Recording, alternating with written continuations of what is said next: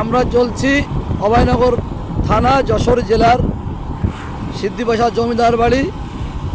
এই সেই জমিদার নয়, ওখানে দুটো জমিদার, একজন আছে মুসলিম জমিদার, আমরা তার বাড়ি চলছি। সঙ্গে আছি আমি আর সেলিম। আমরা 1 ঘন্টার ভিতরে পৌঁছে যাব। সেলিম গাড়ি চালাচ্ছে, আপনারা দেখছেন। রাস্তাটা খুব সুন্দর। আমরা গাড়ি চালিয়ে আমরা ওখানে যেই আপনাদের সাথে যুক্ত হব। আমাদের সাথে থাকুন, দেখতে থাকুন।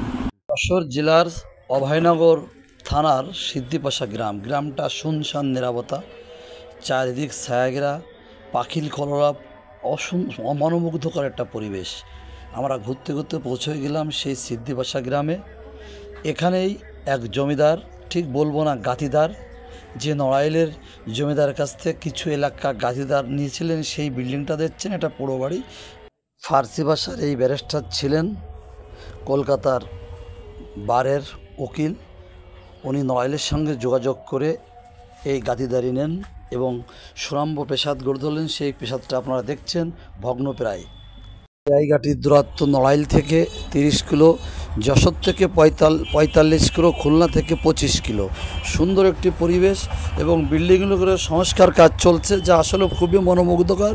খুবই নড়াইল থেকে রওনা দিলাম আমি আর আমার বন্ধু সেলিম। আমাদের যেতে বেশি সময় লাগেনি, রাস্তা খুব ভালো।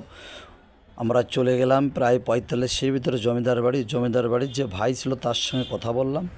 কথা বলে ঘুরে ঘুরে সেই স্থাপনাটা আপনাদের দেখাচ্ছি। এবং মজার বিষয় এটা, এই বিল্ডিংগুলো সংস্কারের কাজ চলছে এবং তাদের ব্যাপক একটা ইচ্ছায় যে এগুলো সংস্কার করে আগের কাজ সেই রূপে নিয়ে যাবে। আসলে যেটা দেখতে এই সিদ্ধিপাশা গ্রামে আসতে পারে হাজার হাজার পর্যটন, এবং সিদ্ধিপাশা গ্রামের একটা পর্যটন স্পট।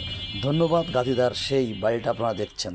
দৃশ্যটা দেখছেন, বাণিজ্য লোকগুলো সত্যি খুব চমৎকার। তারা আমাদের এবং আমার বন্ধু সেলিমরে ঘুরিয়ে ঘুরিয়ে চারিপাশের বাড়িটা দেখাচ্ছে। এবং দেখেন দরজাগুলো কত সুন্দর, আর এটা 30 ইঞ্চি গাঁথনি, 64 গাঁথনি, জানলাগুলো কত সুন্দর দেখা যাচ্ছে। সত্যি চমৎকার লাগে এই জমিদার বাড়ি, এই গাতিদার বাড়িটা দেখে। এবার আপনাদের দেখাবো সেই গাতিদার বাড়ির যে সিংহদ্বার, যে দ্বার দিয়ে সে গাতিদাররা ঢুকতেন, জমিদাররা ঢুকতেন। সেই দরজাটা আপনারা দেখছেন। সংস্কারের কাজ চলছে, হয়তো এরপরে গেলে আরও সুন্দর আমরা দেখতে পাবো। আমরা গেছি বৃষ্টির ভিতর, যার জন্য শ্যাওলা পড়ে গেছে। আগামীতে আপনাদের আরও সুন্দর করে দেখানোর চেষ্টা করবো সিংহদ্বার। বিল্ডিংয়ের পিছনের পাশটা আপনারা দেখছেন, যে পাশটা এখনও খুব ভালো আছে। বৃষ্টির জন্য শ্যাওলা পড়ে এরকম হয়ে গেছে পরিবেশটা। ওনারা বৃষ্টি চলে গেলে সুন্দর করে ঘষে মাজে সুন্দর একটা পরিবেশ করবেন। আমাদের কাছে এরকম একটা কথা উনি বললেন। ধন্যবাদ।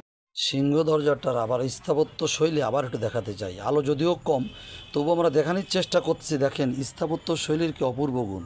ব্রিটিশ স্থাপত্য ধাঁচের তৈরি এই যে পিলারগুলো দেখছেন, পিলারগুলো এখনও দাঁড়িয়ে আছে, যুগের পর যুগ কয়েকশো বছর ধরে দাঁড়িয়ে আছে এখানে, যেটা আপনারা দেখছেন।